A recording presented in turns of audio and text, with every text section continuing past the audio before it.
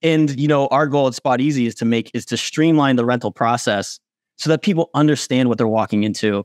They understand what the broker's job is. They understand what the brokers are doing. They understand who to work with and how to work with them. So that is really easy and straightforward. And, we're kind of a third-party validation for those rental agents saying that, hey, look, here's a resource that you can go to, that you can understand the rental market, how to look, where to look, what you should be talking about beforehand with, a partner or a roommate or whoever you might be moving with, and really make it easy for people to understand the steps as to finding and locking down a place so that they're not 2 weeks out from their move-in date being like, where am I going to live?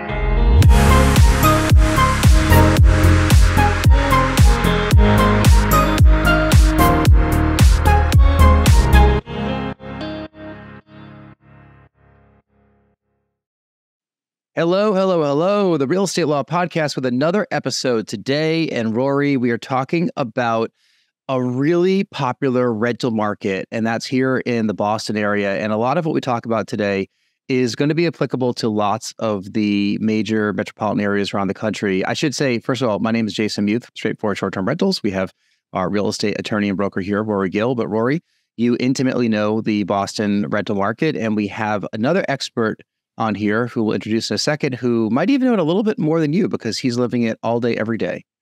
I'm sure he knows it more than me, but this is a really unforgiving market, both in terms of, both for the people who are in it, the landlords and the tenants who are trying to navigate this, and particularly tenants right now finding their next home, but also for the professionals that are working it, for real estate agents right now. This is a really difficult time. There are a lot of things that are changing and making the job that they have known for years very difficult. So that's why I'm excited to see some innovation in this space, some ways that maybe can empower real estate agents or certainly empower their clients. So that's a conversation I'm really excited to have for today. And you just said we're going to lean on Boston as an example for a lot of this, but this applies to everywhere else as well. Yeah, exactly. If you're listening, don't think this is, it's a Boston episode. They're talking Boston again. Like, they're based in the Boston area. Like, we're not going to listen to this. Like, this is applicable to your market too, because of the crazy world that we're in right now. And, it's unpredictable. We have no idea the direction of where things are headed in the real estate world. And we hope that our guest today, our portfolio director with Spot Easy, Nathan Spielvogel, will be able to shed some light as to what we should be doing with this ridiculous rental market that we're in. So Nathan, welcome to the podcast. Rory, Jason, thank you so much for having me. Yeah. We heard from your team and we're like, yeah, we love talking to Boston companies. And we actually haven't really had a deep dive into the rental market in a place like Boston in a long time. I don't even know if we've ever done it, Rory. So I said, this is perfect timing. And then I started seeing your Instagram videos, and Nathan is all over Spot Easy's Instagram videos. And I said, that's the guy we want on the podcast. He's the face of the company. So tell us about yourself. Tell us about Spot Easy. And then we have a long list of questions for you.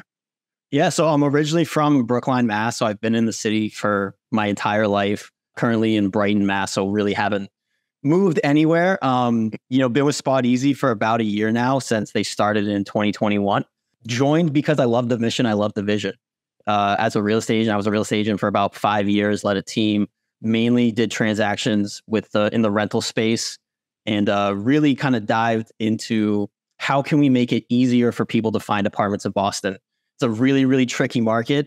And with Boston being such a transitory city with everybody coming in from, for college, for jobs, for, the hospitals, it's difficult. It's kind of, it takes a lot of time and it takes a lot of focus for a lot of people to make sure that those transactions happen easily. And it's not easy for anybody who's coming in because it's not the same as anywhere else. So.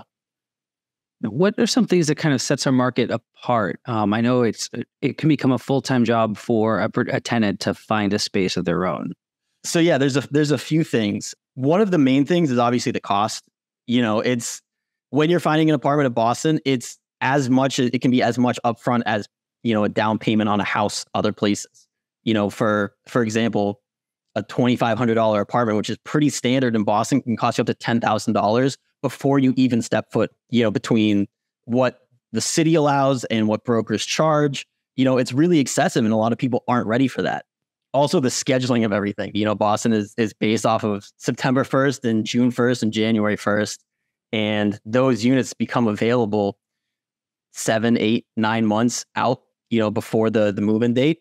And so people are looking a month ahead of time thinking that, oh, I got all the time in the world.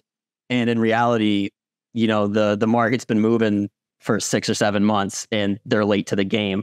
And then they have to write a check for $10,000. So it makes it really, really difficult for a first-time renter kind of understanding how things happen in Boston.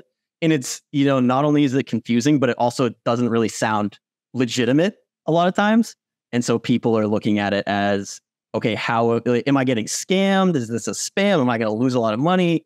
And, our goal at Spot Easy is to streamline the rental process so that people understand what they're walking into.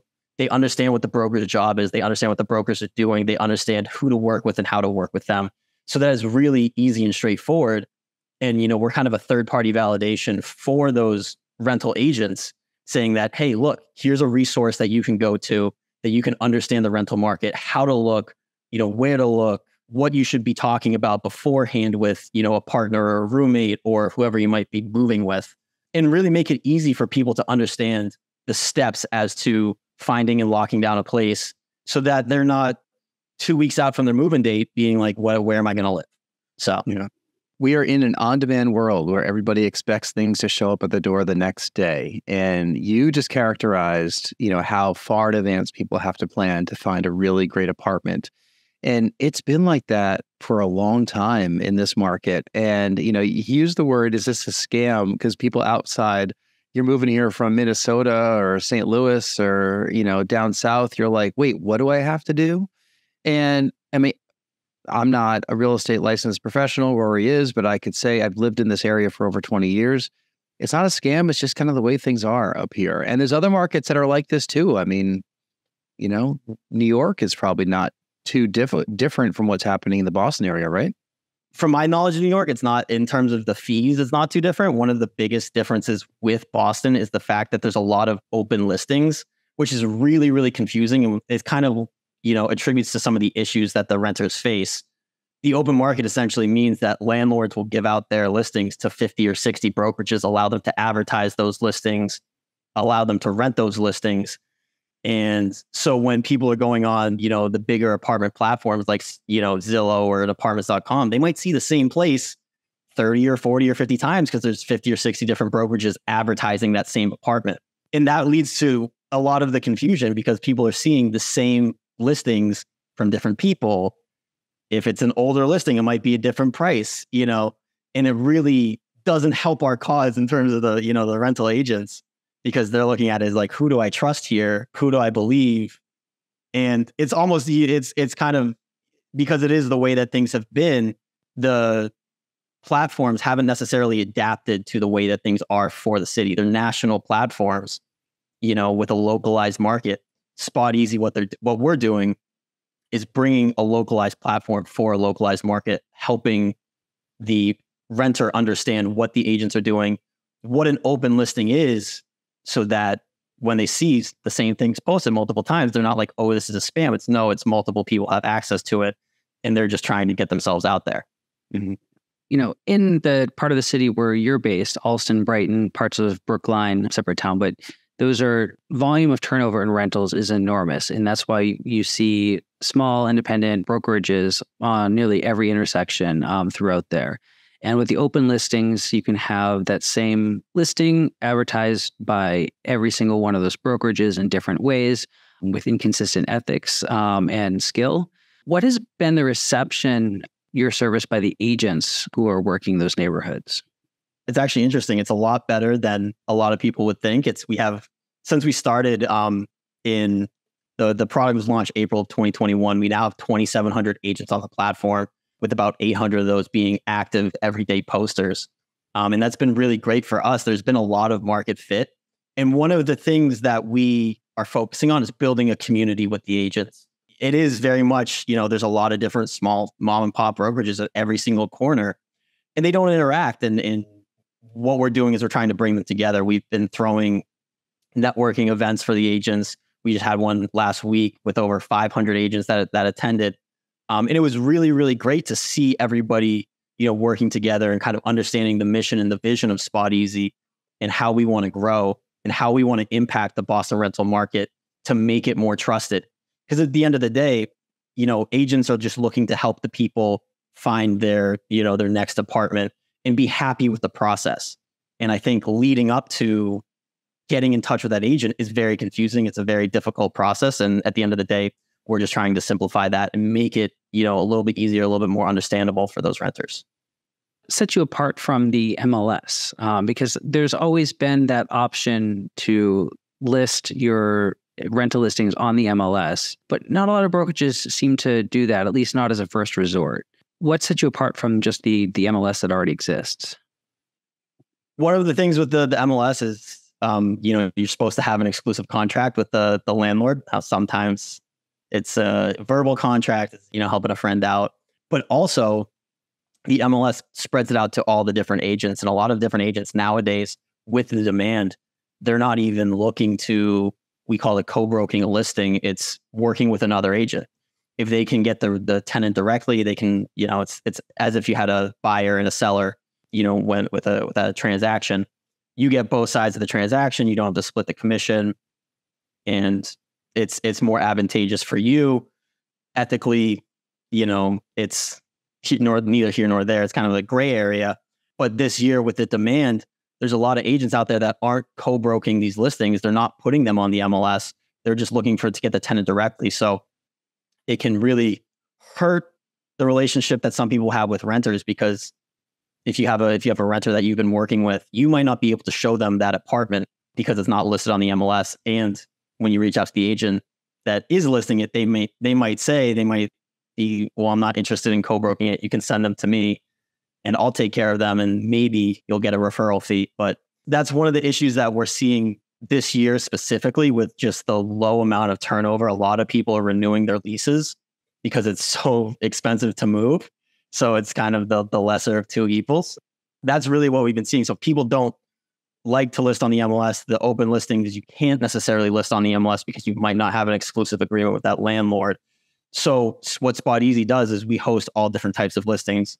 We syndicate from the MLS so that people can, if they post their listings on MLS and they opt to Spot Easy, their listing will populate on our site.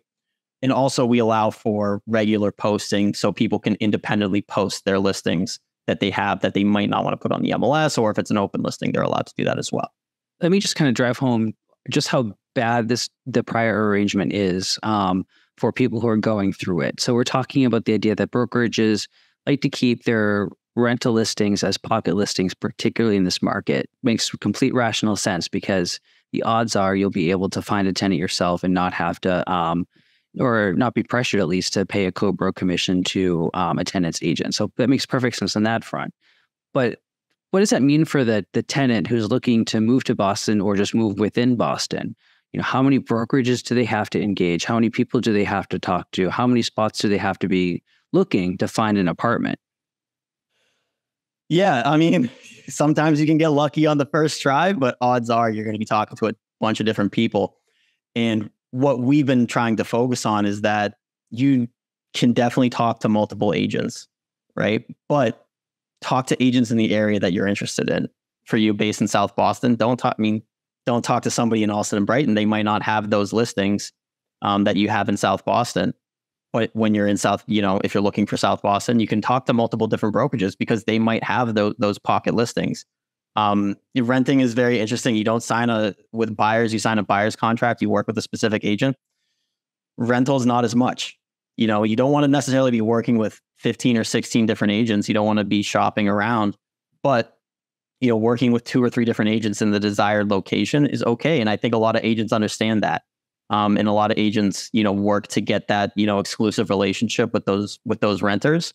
But at the end of the day, the renter has to do what's best for themselves, which, might mean working with 2 or 3 different agents, but it doesn't necessarily mean needing to work with 15 or 16 different agents. And let me just flip that around a little bit and talk about, the implications of all these pocket listings, what it means for agents who want to represent tenants. I've heard lots of stories from other agents where this is a bigger part of their business, and they'll work with somebody, take them to several different apartments, and then they find an apartment elsewhere and all that work is lost. And that's not something you generally see in the real estate purchase space, where you have a client that you're going to work with a client and eventually, it may take a long time, but you'll find them a home.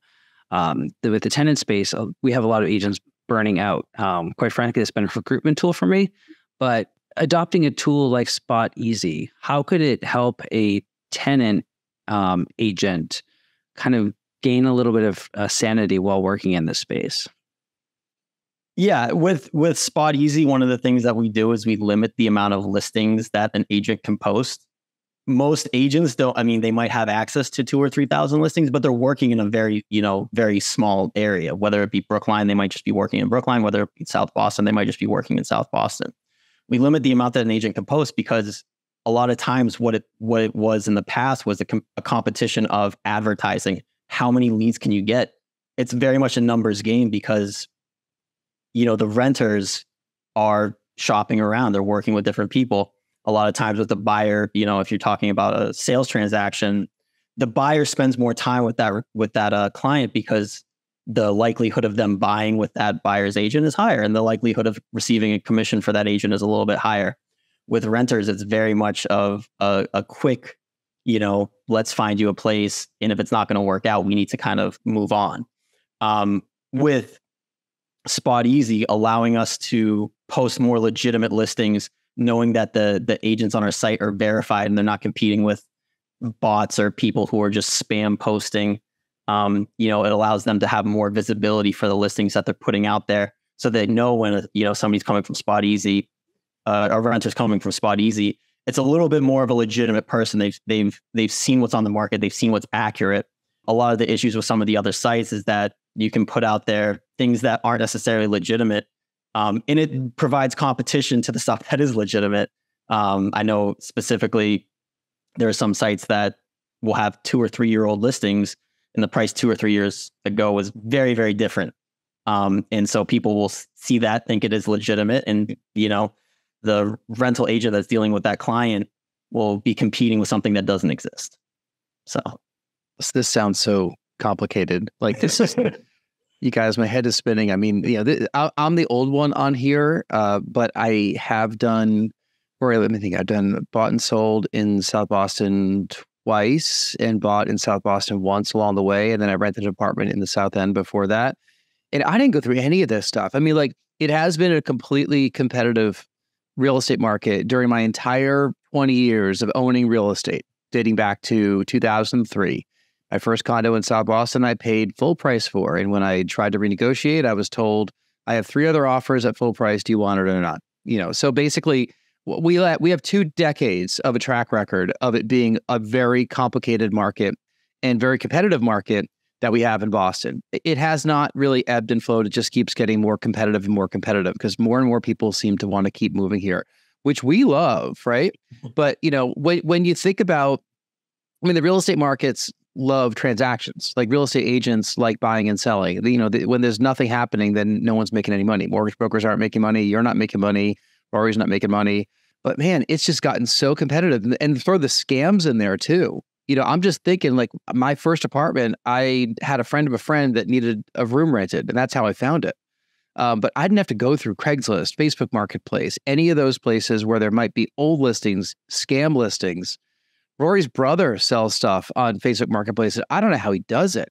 Man, he's like, it just feels so difficult and complicated. And any way that technology, someone, like yourself and Spot Easy can come in and make the process a little bit easier, might be more helpful to folks. I mean, tech does lead to more scams though, because everyone's scamming people online. But, you've addressed that. And, I want to talk a little bit more macro about the market. Right now, the way interest rates are, and, when this episode comes out, they're certainly not going to be taking a nosedive. They're high, and this is the highest they've been in a long time. That affects the rental market too. Maybe you can go into that a little bit, Nathan, and talk about why the logjam that we're having on the real estate sales side is really affecting the people who are renting. I mean, you said people are renewing their leases more often. That's just one of the byproducts of that, right?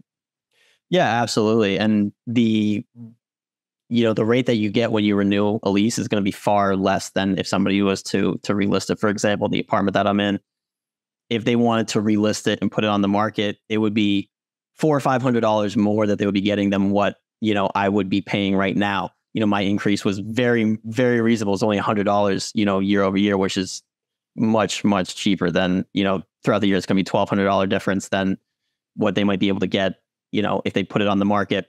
And with that being said, you look on any of these sites and you're like, what you are getting, you're going to be kind of taking a hit in terms of the quality, the location, or you're going to be increasing what you pay. Right. And so a reasonable person, unless they need to move, they're not moving right now. And obviously, with the rates going up, it's almost cheaper to stay in where you are and hold out for more. Or if you're going to be buying, you're going to be spending more than what you might be paying for rent for a place that's not as nice further away, or you're going to be putting up a lot of money. That definitely, applies to why it might be a little bit tougher for people coming in. And what we've been seeing is that people have been kind of fleeing the city if they've been moving, and they've been, the amount of people that I talk to in the Alston and Brighton area, and they're like, oh, I'm moving to Watertown, I'm moving to Waltham, I'm moving to Framingham. It's been definitely going up.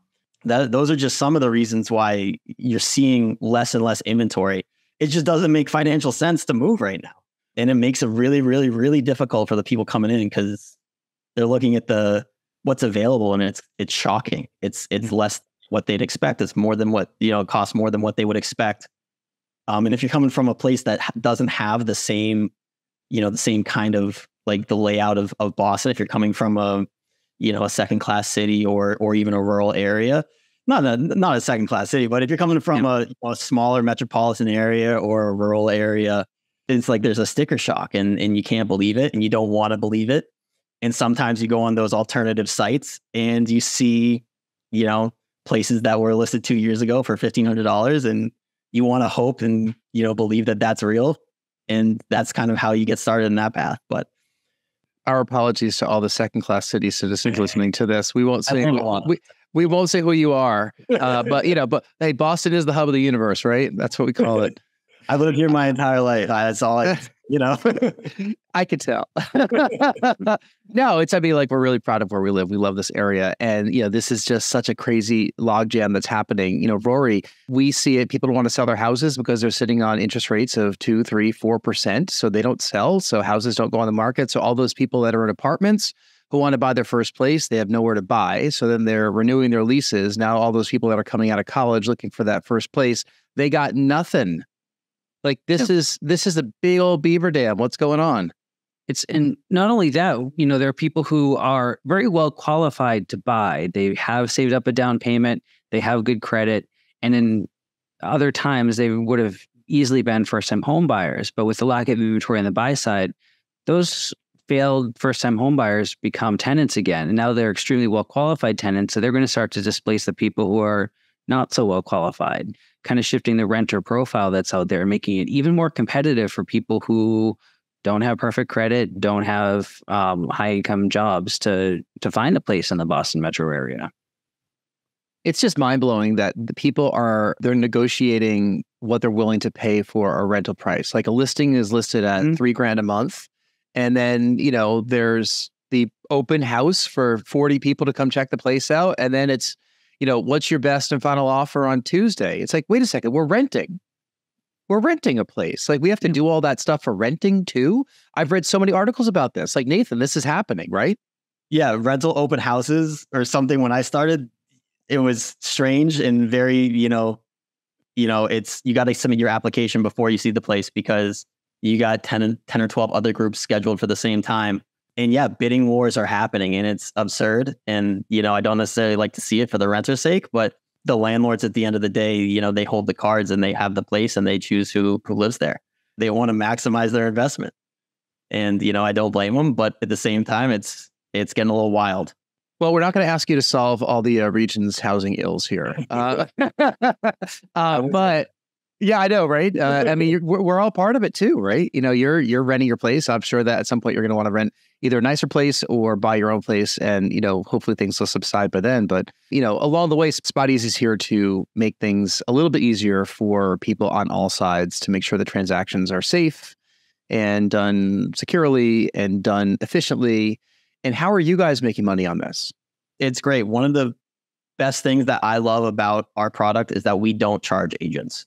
Agents are, a lot of companies have come in and tried to charge agents and make it, a paid product for agents and stuff like that. And at the end of the day, it doesn't work because it alienates the agents. But it also, the people who are going to pay, they're going to take a more, majority market share. It's not necessarily going to give you an accurate representation of what's out there because they're just going to, throw money at a product until, they get the leads that they want.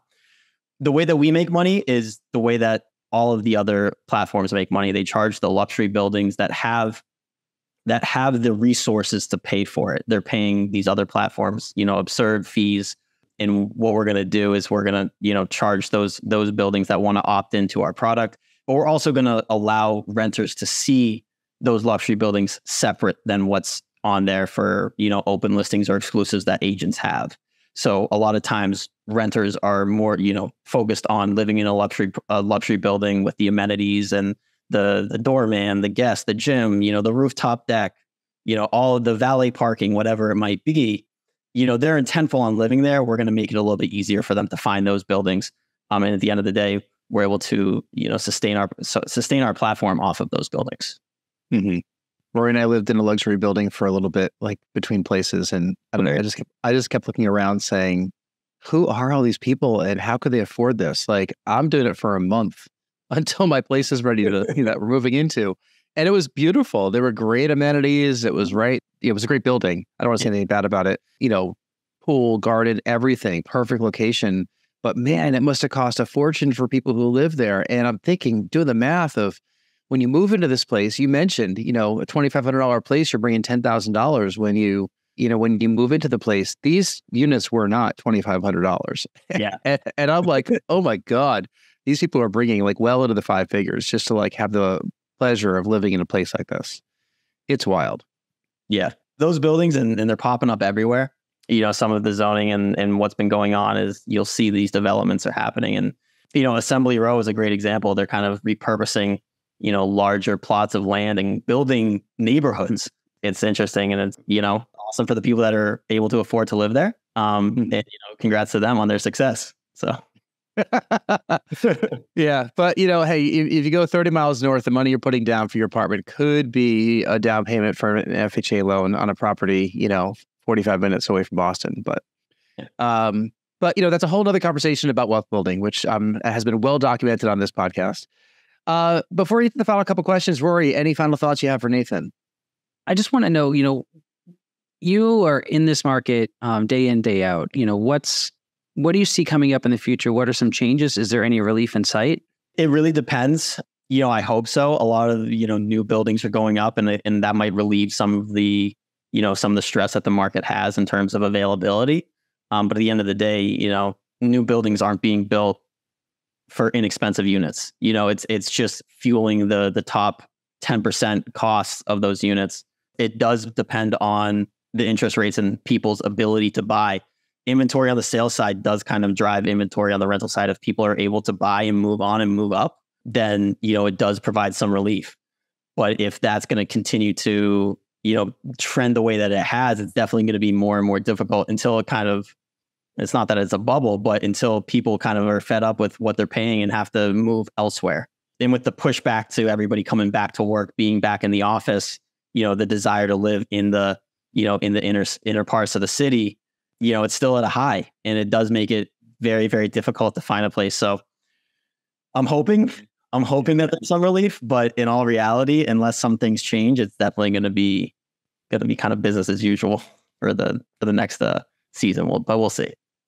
For the foreseeable future too, I mean, you have to look at demographics and population trends too. And there are just a lot more people that are coming into the rental and first-time buyer market than those that are moving on from this mortal coil. And, I don't see it changing anytime soon unless there's some other factors that are going to cause, a big change. Interest rate factors, a complete shift from the cities that we thought we were going to see in COVID. And then that just reversed immediately, like within a year. So, the only thing that is constant is change, right? Why don't we get to our final couple questions that we ask of all of our guests as a way of wrapping up the episode and learning a little bit more about you, Nathan. So the first of these final questions, if you can get on stage and talk about any subject in the world for half an hour with zero preparation, what would that be? There are two things. Obviously, I think the rental market would be one of them, the Boston rental market. I think I have a very firm grasp on that. And I think, the neighborhoods. And the second thing would be baseball. I played baseball for 22 years or something like that. I played baseball in college and I had a great time doing it. And I'm always happy to talk about that. There you go. That's the answer we're looking for. What position? I was pitcher. Pitcher, lefty or righty? Righty. Favorite pitch? I threw a pretty good slider, I'll say. Really?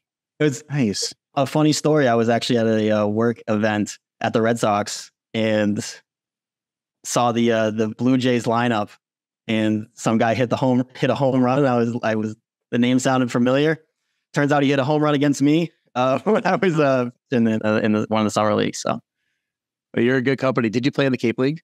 No, I wish. I played in the Northwoods League. It's out in Minnesota. I played in Iowa. But it was great talent, a lot of interesting people. Oh, interesting. Okay, I've never heard of the league. Are they a feeder league like the Cape League? Very much. It was like League or Northwoods. They're one of the top two all the time. You have to realize that, Northern Michigan, Minnesota, there's places people like going in the summertime around all those lakes up there that, is just a complete world away for us. And if you're listening in that area of the country, I'd love to come visit one of these summers. You just haven't gotten out there yet. Second question we have, tell us something that happened early in your life or career that impacts the way that you're working today. Yeah, I mean, in terms of that, I would say one of the early things that happened was I almost didn't make the baseball team as a freshman. I was very undersized and it was I would definitely have to work very, very hard. And it kind of set my life up as, the harder you work, the more you can achieve. That really, the way that I see working is the harder you work, the more you're going to get out. And it might not always be the initial, it might not be, tit for tat. You might not put in the work and see the reward immediately, but, day in, day out, grinding and kind of understanding that, you will see the reward. And, we've seen that with Spot Easy. It's not necessarily, you don't launch a platform and there's immediate adoption. You launch a platform and you continue to work and push the message and build the community. And, at some point there will be the adoption that you want. And it's believing in the mission and the vision and, having those goals really helps drive the work that you do. So sports is a great setup for business. I've said it before. I believe it, whether you're coaching or playing, there are so many parallels. Final question we have, tell us something you're listening to or watching or reading these days. Anything in the world. Oh, Bigger Pockets, every day. I started, like a lot of people in real estate, I want to be at the end of the day a real estate investor.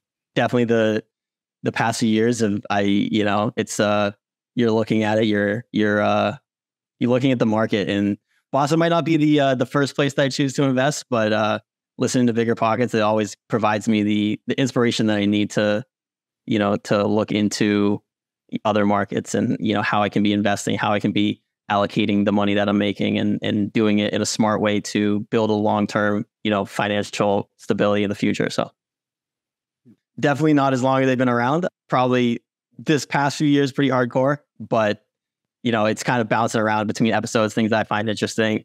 In terms of some of the stuff that I'm listening to, it's more so on,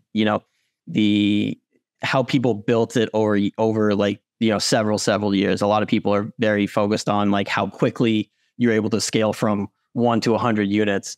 I think, I'm more interested in a little bit more long-term, a little bit more sustainable, a little bit less focused on leverage, a little bit more focused on, how you can do it with the job that you have without sacrificing more than you need to, essentially. But Brandon Turner is great. So,